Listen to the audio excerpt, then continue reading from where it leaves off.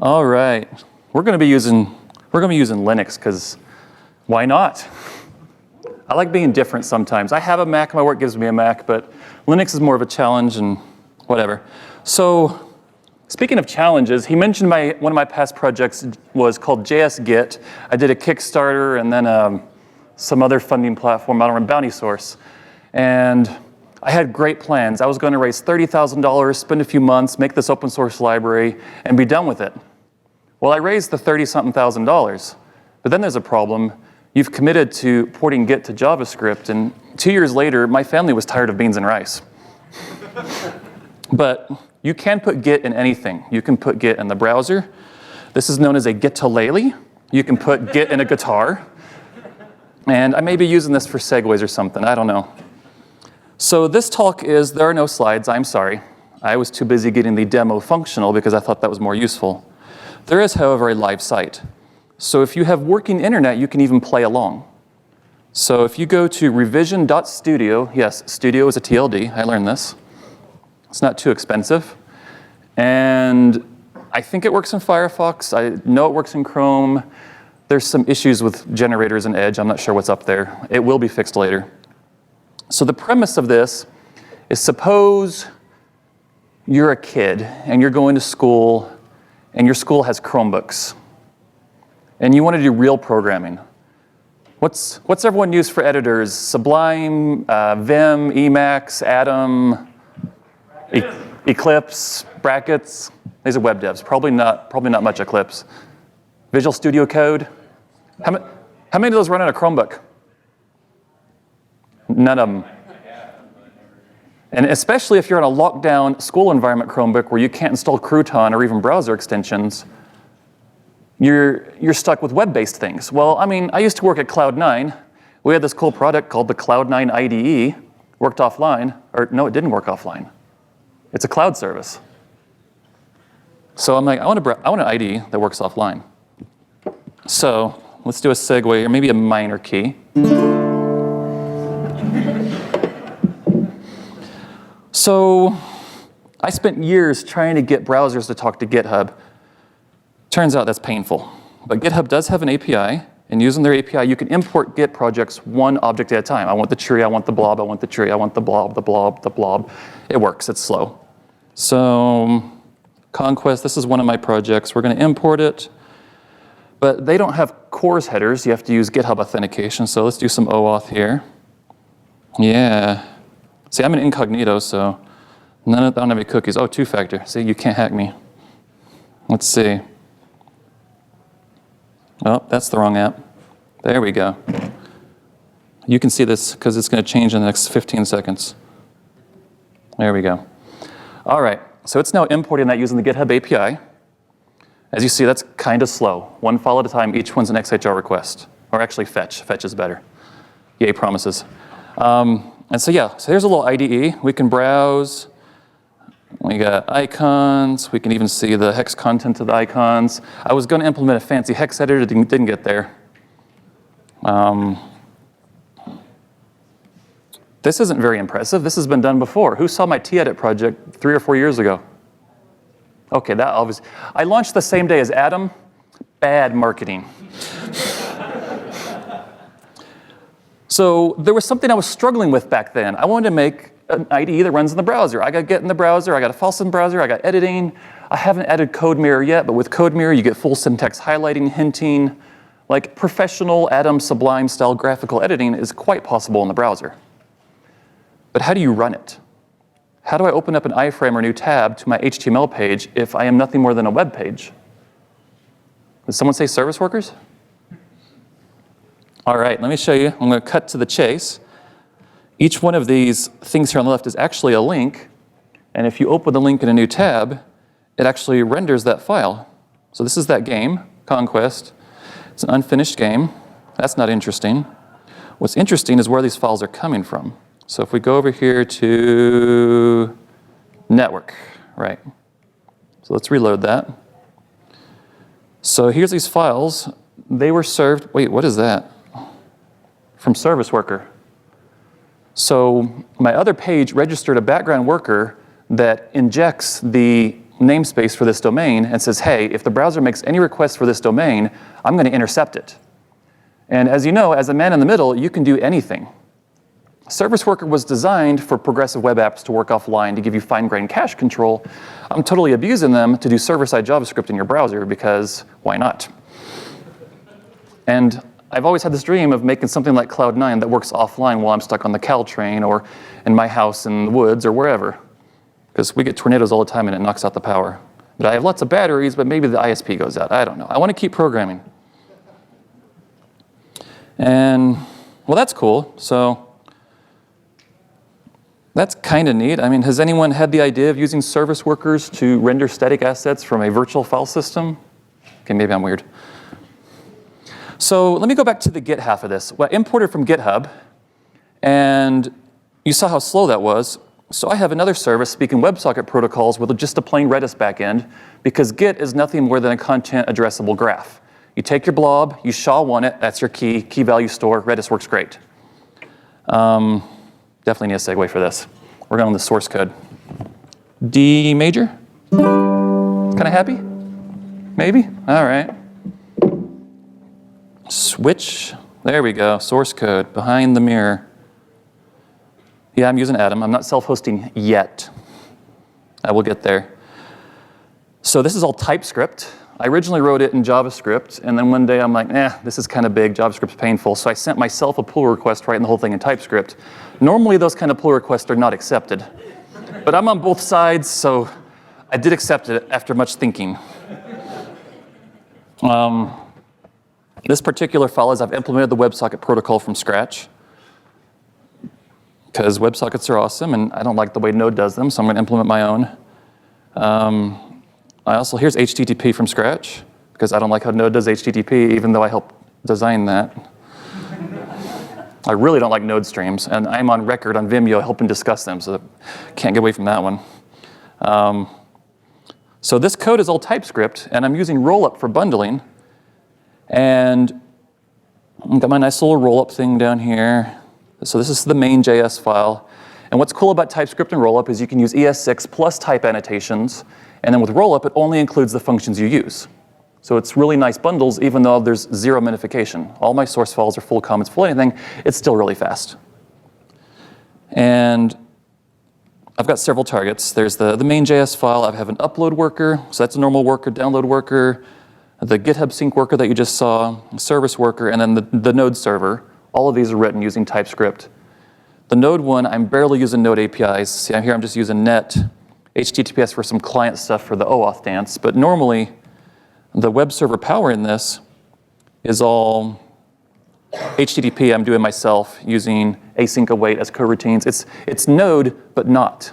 It's kind of weird. Actually, it took a lot of the ideas I learned from Loveit, because Lua has coroutines, and ported it back to Node. And what's neat is between all these different things, I can use ES6 imports. So this sync protocol library is this get sync WebSocket protocol where, I'll just show you. Click upload here. Let me open inspector. There we go. So I'm going to click upload. So that made a WebSocket connection. Here's the frames. It was already synced. So I sent an S command which says, hey, I want to sync this hash to you. And the server's like, well, I already got that hash done. Now, hopefully no one's been using this yet, because I'm going to break it all. Go to my production server. Yeah, I probably shouldn't do this in normal. There we go. All right, data's gone. That's how you nuke a Redis database. All right, so let's do that. Let's do that sync again. Open this back up. Let's upload. That took like what, half a second? How long did that GitHub one take? And that was on the downlink. Usually a downlink's faster. Now if we go look at the second one, so here's that cool sync protocol. So the browser's like, hey, I want to sync up this tree. And the server's like, I don't have that tree, send it to me. And then when the server gets the tree, it's going to scan it recursively and say, oh, this references things I don't have. By the way, I want that and that and that and that and that. And the browser's like, okay, so I'm going to send these as binary frames. And the server's like, well, I want those. And it says back and forth, asynchronous. I'm sending blobs, it's receiving blobs. It's really fast. And then eventually, yeah, all of that took less than half a second. This server's in Texas, so there is internet latency. But WebSockets are fast, and then done. And so now any of you go to this URL here. So here, I'm going to close everything. So I just lost my GitHub token, but that's OK. To prove to you I'm not cheating, let's slow. That's annoying. All right, incognito window. So a fresh incognito window has 0 cache, 0 cookies. I'm going to paste this URL, and it's going to now download that sync directly using the new WebSocket protocol instead of the GitHub protocol.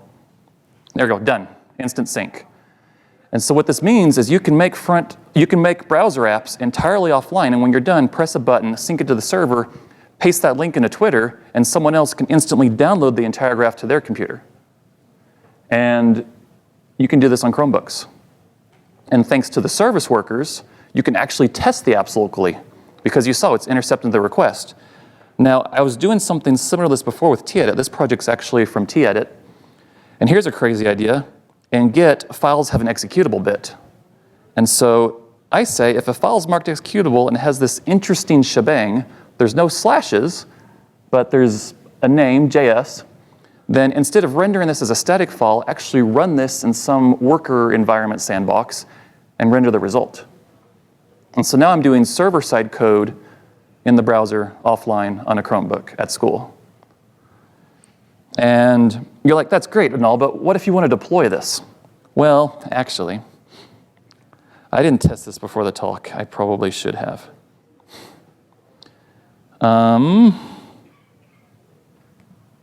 So let's see. I may have to get here. So you can't see this, but that hash says live. And so this one is using whatever is the current hash in my editor. So I can go to the editor, edit some HTML, go to the browser, hit refresh. It'll reflect the changes. But you can also put the full hash, which was that thing. So there's the full hash. That's great. But you don't even have to have the service worker installed, because on my server, I have the exact same logic running in Node. And if someone hits this URL and they don't have the service worker installed, the server will render it just like, kind of a GitHub Pages type thing as a service rendering static files. So you can even make apps in this platform and share them with friends who haven't even used the platform, and it'll just work as a website. But then my server has the burden of rendering it instead of their local browser. And as soon as they go to edit mode, they'll have the service worker installed, and they'll be locally rendering it, taking the load off my server. I have no idea where I am on time. OK, awesome. So that's kind of a high level, the idea here. Where should I dig in? Nice low key for this.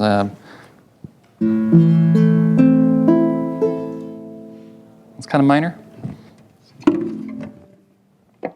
Am I allowed to poll the audience? Yes. All right. Who wants to learn about workers or the server side or my UI framework? Workers? That's a bunch. The server side node stuff? Got a few. All right. What was the other one? Oh, the UI framework. I see y'all are really fatigued on UI frameworks. Well, I'm using maquette, which is a really minimal React-like thing that's minimal, because that's about all I can stand. All right, we won't dig into that. So the workers were the first one. Awesome. Who has used service workers before? Who's used normal workers before? Just a regular web worker. OK, so this is new. OK, that's why there's interest. It's new. All right. So this is the GitHub worker, and I'm using TypeScript, so I have to import these various typings. But the cool thing about TypeScript is for any popular library or browser API, there's probably someone who wrote a typing for it, and you can just import it. And then you get really awesome completion in your editor. I can eventually add this to web-based editor, because this is all written in JavaScript. This is Atom.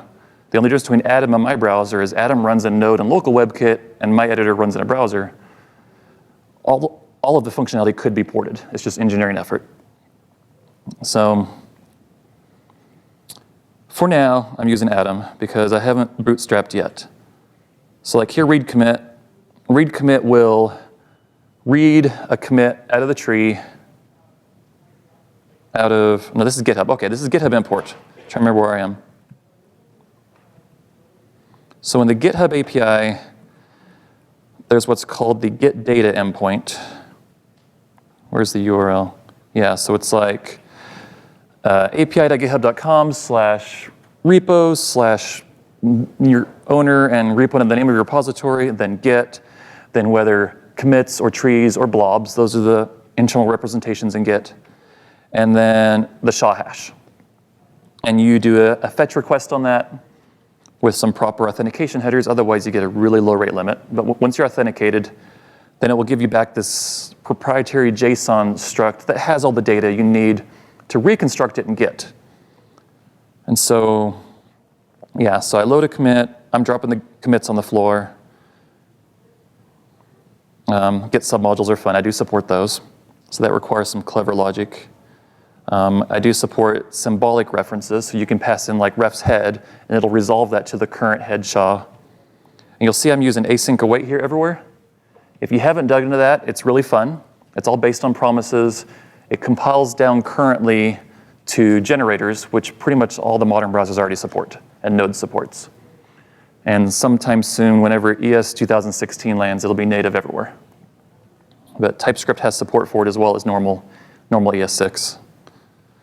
So my goal with this worker is to import from the GitHub API into my local IndexedDB graph, which let me show you. The reason I use Chrome mostly for development is it has really good dev tools around workers. So here in the application tab, this is pretty new. So here's service workers. I can click update on reload, and that'll make every time I reload my page, the service worker also reloads. Because normally the worker has a different life cycle than your web page. It lives in the background. Your app tab can actually close, and the worker is still there. And so this helps. Bypass for network means, no, really, I don't want it man-in-the-milling me. I just want to hit the real server. So like, there's some cool stuff here. You can test offline mode to make sure your app actually works offline, which mine did last I checked. And this clear storage tab is super awesome. Like here's instantly, I can clear everything at once.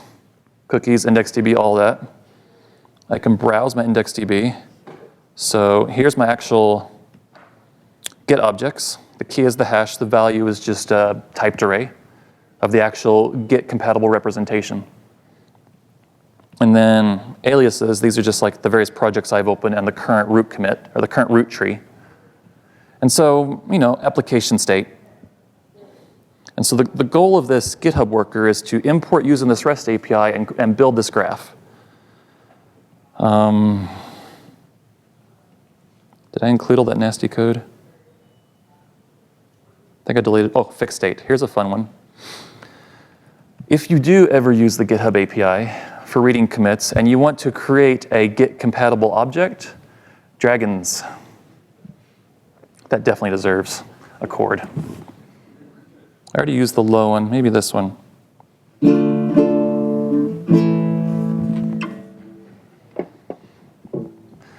So everyone understands how a consistent hash works, I'm assuming. I know it's not something we always use in front-end stuff, but you want it to be consistent. And my goal with this import is I want my final tree to match the tree of what's in Git so that maybe someday down the road, I could push these changes back to GitHub, because that would be nice, right? Right now my system doesn't allow that. It could be added.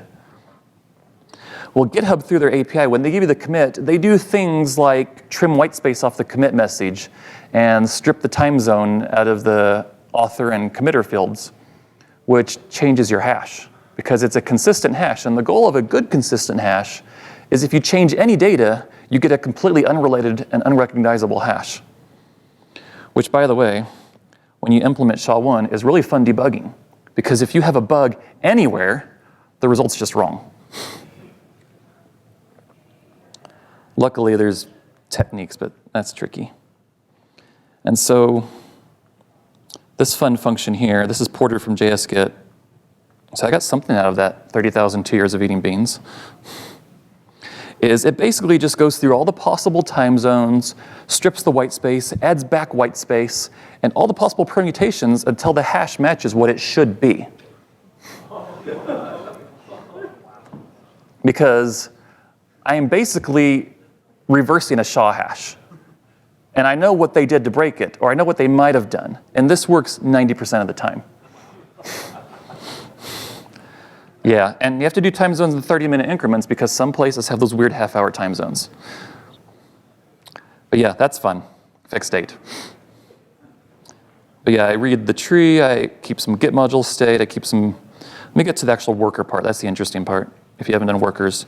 So the interface for workers is you set an onMessage callback, and anytime the parent sends you a command through postMessage, you get this onMessage, and it can be JSON, or it can be a fairly structured object. And in this case, that's the arguments for the worker. And so out of the event, I'm going to pull out the Git owner, the Git repo, the Git ref we want to import. And then you can post message, that's your output. Workers, web workers are actual operating system threads. This is real multi-threaded JavaScript. And the way they make that safe is you can't share memory. You're only passing messages back and forth. And so I read the commit, and when it's done, I post a message with the result. And Asyncawait, whenever you have an async function, if you call it normally, it returns a promise. That's why I'm using the .then. And then also, as I'm going, I want that little progress meter to go. And so various places in here, I do a post message 1. That means I discovered another thing that needs syncing. And a post message -1 means I have synced one more thing. And so as you're going, the amount done, the amount need to be done, they're both growing. That's why the bar is really fast and then kind of slows down. But that's the nature of my algorithm because I'm just walking a graph.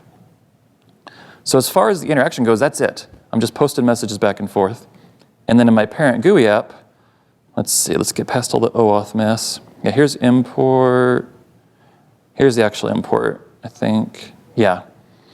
So I set the title to importing, get the GitHub access token, create my progress bar widget, and then here I just create a dedicated worker. You just give it the URL, it downloads the worker, runs it, I post the initial arguments, I receive the output from the worker, and if it's a number, I tell that to the progress thing, and if it's not, I'm done. So you just basically I'm just ad hoc making a little RPC protocol here based on some assumptions. In the past, I've done full-on RPC frameworks, but this is such a simple case. I don't need a framework. Don't use frameworks if you don't need them, especially for, I don't know. Let's not get into that argument. There is a code of conduct. But yeah, that's how a normal worker works. You spawn it, you send things to it, it sends things back to you, and since it's an actual different operating system thread, you don't block your UI, and that's why my sync was so fast. I think I'm about out of time. This code is on GitHub under, so my username on Twitter and GitHub is creationix, because I create things using Linux. And revision.studio is live. The repo on GitHub is revision. You can read all the source. I'm going to be polishing this, adding a readme, maybe even launching as a service, see if I can get some kids using it. The goal is to make it really easy to just write code, sync code, but a little more than like a code pen, like full-on applications. Thank you very much.